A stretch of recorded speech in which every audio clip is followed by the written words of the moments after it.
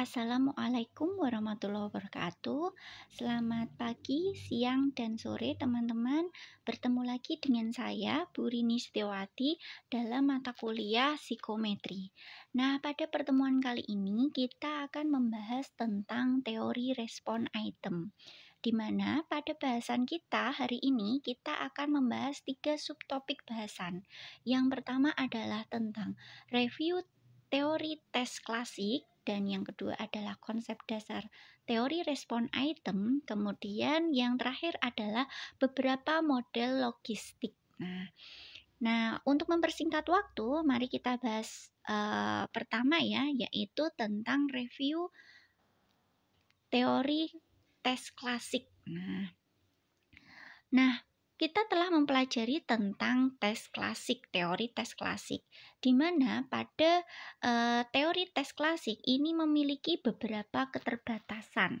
Yang pertama adalah parameter-parameter item dalam tes sebagai instrumen ukur, yaitu indeks kesukaran dan indeks diskriminasi item ternyata merupakan karakteristik item yang bergantung pada kelompok sampel yang digunakan untuk menghitungnya. Jadi ketika kita mau menganalisis item itu tergantung dari sifat atau kelompok sampelnya. Apakah kelompok sampelnya itu heterogen, homogen, ataukah bagaimana? Ini yang akan memberikan gambaran tentang indeks kesukaran dan indeks diskriminasi item. Kemudian yang kedua adalah keterbatasan dari tes klasik, yaitu mengenai tentang asumsinya, di mana kesetaraan error pengukuran bagi semua subjek yang dikenai tes itu sulit dipenuhi. Nah, hal ini dikarenakan karena kurang adanya dukungan yang dapat memperkuatnya. Kurang adanya dukungan yang dapat memperkuatnya ini dikarenakan pada contoh soal tes yang sulit, maka error pengukuran bagi subjek yang berkemampuan rendah akan berbeda dari error bagi subjek yang berkemampuan sedang atau berkemampuan tinggi. Nah, selain itu, definisi tes paralel sebagaimana yang dimaksudkan oleh teori klasik ini sangat sulit untuk dipenuhi dalam kenyataan. Nah, berbagai keterbatasan teori klasik tersebut ini akan menghambat usaha-usaha aplikasi dalam pengembangan bank item, dalam komparasi subjek, dalam penyetaraan item, dan studi bias item dan bias tes dan lain sebagainya. Nah, sebenarnya apa sih yang diinginkan oleh dunia pengukuran modern adalah statistik item yang tidak tergantung pada bentuk kelompok, apakah kelompoknya homogen ataukah heterogen. Nah, sehingga skor tes yang dapat menggambarkan profisiensi dari subjek dan tidak tergantung pada taraf kesulitan tes, pada model tes yang dapat memberikan dasar pencocokan antara item-item tes dan level kemampuan, model tes yang asumsinya punya dukungan kuat, dan model tes yang tidak memerlukan asumsi paralel dalam pengujian reliabilitasnya. Jadi harapannya itu ada gambaran yang jelas. Nah, seperti itu. Nah, bukti-bukti aplikatif telah menunjukkan bahwa keinginan tersebut itu dapat dipenuhi dengan adanya teori pengukuran yang disebut sebagai teori sifat laten atau latent trait theory yang dikenal juga secara lebih populer dengan teori respon item. Nah, jadi pada dasarnya untuk mengatasi kelemahan dari tes klasik atau teori tes klasik ini dapat digunakan teori respon item, di mana teori respon item ini berusaha untuk membangun model mengenai bagaimana konstruk psikologis yang bersifat laten dapat dinyatakan dalam bentuk respon terhadap item yang teramati atau item yang observable. Nah, seperti itu. Nah, pada dasarnya teori respon item ini dikembangkan oleh dua postulat. Nah, postulat itu apa? Postulat adalah asumsi yang menjadi pangkal dalil yang dianggap benar tanpa perlu membuktikannya atau anggapan dasar, nah atau aksioma. Jadi postulat itu seperti itu. Nah, dalam teori respon item ini dikembangkan dua postulat. Yang pertama adalah performansi subjek pada suatu item itu dapat diprediksi oleh seperangkat faktor yang disebut oleh trait, latent trait, ability atau kemampuan. Jadi performansi individu atau subjek dalam suatu item itu dapat diprediksi dengan seperangkat faktor. Ya, seperti itu. Yang kedua adalah postulat yang kedua, hubungan antara performansi subjek pada suatu item dan kemampuan atau abilitas laten yang mendasarinya dapat digambarkan oleh kurva fungsi yang menaik secara monotonik yang disebut sebagai item karakteristik function atau ICC. Nah, kelebihan kinerja subjek dapat dilihat dengan item karakteristik kurve atau ICC. Nah, artinya semakin baik performansi subjek akan semakin banyak respon atau jawaban pada item tes yang benar. Jadi semakin jawabannya itu banyak yang benar, berarti performansinya semakin baik begitu. Nah, unsur teori dalam tes modern atau tes respon item ini meliputi 3 hal. Yang pertama adalah butir atau item tesnya itu sendiri. Kemudian yang kedua adalah subjek atau responnya, respon yang diberikan oleh subjek. Kemudian isi respon subjek. Nah, seperti itu. Selanjutnya kita bahas tentang kurva O'Keeffe normal. Nah, aplikasi teori sifat laten atau teori respon item ini berasumsi bahwa kurva karakteristik item itu akan berbentuk seperti huruf S. Nah, seperti huruf Fs itu seperti ini ya teman-teman ya. Nah, kurva ini yang disebut sebagai kurva O'Keeffe normal. Nah, sifat dari normal O'Keeffe ini dari kiri ke kanan menaik secara sinambung. Dari kiri ke kanan seperti ini, naik secara sinambung atau monotonical ascending. Kemudian asimtot atas pada kurva mencapai angka 1, sedangkan bawah mendekati angka 0. Nah, kemudian berkaitan langsung dengan distribusi normal. Nah,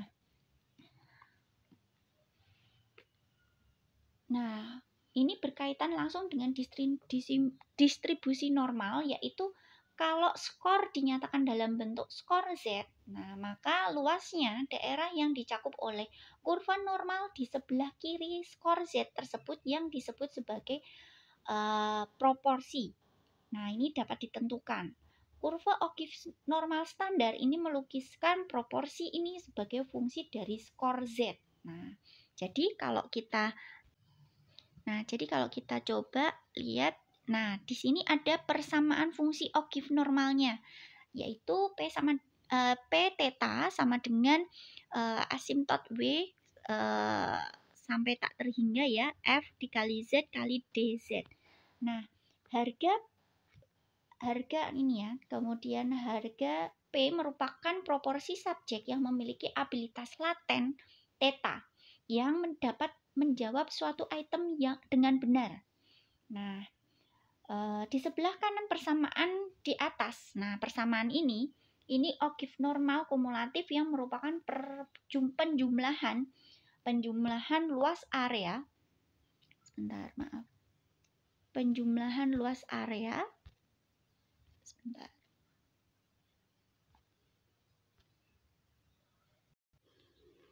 Nah, ini ya, penjumlahan luas area di bawah kurva O'Keeffe normal mulai dari negatif tak terhingga sampai dengan W.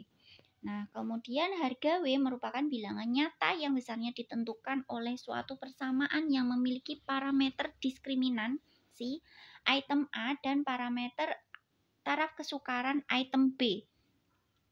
Nah, harga W ini yang sebenarnya adalah sama dengan A dikali theta kurangi B yang mirip dengan skor Z dalam distribusi normal di mana P theta mewakili luas daerah di sebelah kiri. Nah, kita mungkin teman-teman pusing ya, kita coba untuk latihan soalnya.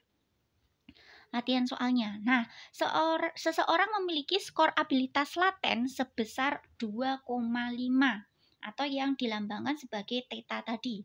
Ini 2,5 menjawab suatu item yang memiliki kurva karakteristik item dengan parameter daya diskriminasi item A sama dengan 0,6 dan parameter kesukaran item yang dilambangkan sebagai B itu 1,0. Maka harga W bagi individu yang bersangkutan ini adalah, tinggal masukkan saja ke rumus W sama dengan A kali theta kurangi B. Jadi diperoleh harga W-nya adalah 0,9. Nah, setelah itu kita coba cari berapa probabilitasnya persamaan, karena kita masukkan ke persamaan probabilitas, jadi kita nanti akan mendapatkan probabilitas yang akan dapat menjawab item yang bersangkutan dengan benar. Nah, jadi kita bisa lihat pada lampiran A, di lampiran A di buku psikometri karangannya Pak Azwar ini, teman-teman bisa lihat di lampiran A itu kita bisa melihat area pada distribusi normal standar. Di sebelah kiri titik 0,9 itu adalah 0,8159. Nah, kita lihat ya. Nah, pada lampiran A ini sudah saya coba tampilkan di sini ya. Ini halaman 199, di mana kita nanti cari area di sebelah kiri titik 0,9. Ini kita cari di area sini mana yang nilainya mendekati 0,9. Jadi kita peroleh nilai 0,9 itu di sini ya, teman-teman ya. Nah, di sini tarik garis lurus ke kiri. Nah, kita peroleh nilai 0,81. 81 karena kita perlu mencari nilai di bawah 0,9, jadi kita peroleh nilai 0,81,5, harusnya kan 0,816 ya, tapi kita cari nilai di bawahnya berarti 0,8159. Nah, karena ini di bawah dari 0,816, di mana ini letak dari 0,900 tadi. Nah, artinya adalah 81,59% dari individu yang memiliki abilitas setinggi theta 2,5 ini akan dapat menjawab item yang bersangkutan dengan benar. Nah, jadi 81,5% dari item yang memiliki abilitas setinggi theta 2,5 ini dapat menjawab item yang bersangkutan dengan benar, item yang kita hitung tadi. Nah, seperti itu. Nah, ini ada soal, tinggal dimasukkan saja ya. Jadi soalnya adalah seseorang memiliki skor abilitas laten sebesar 1,8 menjawab item yang memiliki kurva karakteristik item dengan parameter daya diskriminasi item A sama dengan 0,5 dan parameter kesukaran item B 0,9. Jadi kesukaran itemnya ini dilambangkan sebagai B sama dengan 0,9. Maka harga W bagi individu yang bersangkutan ini adalah, tinggal masukkan ke rumus, kemudian lihat pada lampiran A. Nah, area pada distribusi normal standar di sebelah kiri titiknya berapa, kemudian berapa persenkah individu yang memiliki abilitas tersebut dapat menjawab item dengan benar. Seperti itu. Ini untuk latihan soal ya, teman-teman. Nah, kita lanjut pada asumsi. Nah, kita lanjutkan. Ada 3 asumsi dalam teori respon item. Yang pertama adalah parameter. Nah, parameter apa? Parameter butir soal dan kemampuan adalah invarian. Artinya, invarian itu adalah soal yang dibuat memiliki korelasi positif dengan kemampuan yang diukur. Nah, itu asumsi yang pertama. Nah, asumsi yang kedua adalah unidimensionality. Artinya, satu item ini akan mengukur satu kemampuan. Asumsi ini kurang terbukti karena pada dasarnya antara item satu dengan yang lainnya ini saling melengkapi. Nah, seperti itu. Kemudian asumsi yang terakhir adalah local independence. Artinya, respon terhadap suatu item ini tidak akan bergantung terhadap item yang lainnya. Jadi respon terhadap item ini tidak akan mempengaruhi item-item yang lainnya. Seperti itu. Nah, parameter butir soal pada IRT. Nah, ini menunjukkan ukuran atau aturan-aturan yang digunakan untuk mengetahui mana soal yang dianggap valid atau bisa dipakai dan mana soal yang tidak valid atau tidak bisa dipakai atau gugur. Nah, aturannya itu ada 3. Yang pertama adalah daya pembeda soal. Artinya, item soal ini bisa dianggap baik kalau item soal tersebut dapat digunakan untuk membedakan antara subjek yang berkemampuan tinggi dari subjek yang berkemampuan rendah. Jadi kalau item soal itu dianggap bagus atau bisa digunakan, layak dipakai, itu adalah item yang bisa membedakan subjek yang punya kemampuan tinggi dan subjek yang punya kemampuan rendah. Seperti itu. Kemudian aturan yang kedua adalah taraf kesukaran soal. Artinya, item soal itu bisa dianggap baik atau layak kalau item soal tersebut tidak terlalu sulit dan tidak terlalu mudah. Jadi pada dasarnya soal yang terlalu sulit atau soal yang terlalu mudah itu nggak baik dalam hal kalau kita melihat dalam taraf kesukaran soal. Nggak wajar gitu loh kalau misalkan soal tersebut itu terlalu susah. Kemudian kebetulan menjawab benar. Artinya item soal ini bisa mendeteksi subjek yang menjawab asal-asalan dan subjek yang kebetulan menjawab tapi ternyata dia menjawab tapi bukan menggunakan kemampuannya, tapi kebetulan ketika dia menjawab itu benar. Jadi beruntung gitu loh, Dek. Beruntung dia jawabnya itu benar. Nah, seperti itu. Bukan menggambarkan kemampuannya yang sebenarnya. Nah, itu ada 3 aturan. Nah, 3 aturan tersebut ini mengacu pada menjadikan dasar pada model logistik. Nah, model logistik ini ada 3. Yang pertama adalah model logistik 1 parameter, dan model logistik 2 parameter, dan yang terakhir adalah model logistik 3 parameter. Kenapa disebut 1 parameter, 2 parameter, 3 parameter? Karena menjadikan yang digunakan parameternya adalah 1 atau 2 atau 3. Nah, apabila kita menggunakan logistik 1 parameter, di mana parameter yang digunakan itu adalah hanya diuji taraf kesukarannya saja, nah, itu kita menggunakan model logistik 1 parameter karena hanya menguji taraf kesukarannya saja. Contohnya, saya membuat 50 item soal. Setelah saya uji cobakan terhadap 100 subjek, nah, kemudian saya peroleh item-item yang memiliki taraf kesukaran sedang. Itu adalah item yang sedang adalah item yang bisa dijawab oleh 60% subjek. Nah, ini item yang bisa dijawab 60% oleh subjek, ini saya pakai selanjutnya untuk proses selanjutnya atau proses penelitian. Nah, seperti itu. Nah, ini kita menggunakan model logistik 1 parameter.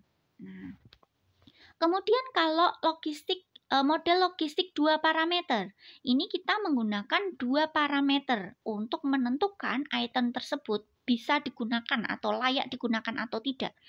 Yaitu menggunakan 2 parameter. Yang pertama diuji taraf kesukarannya. Kemudian juga diuji daya beda soalnya.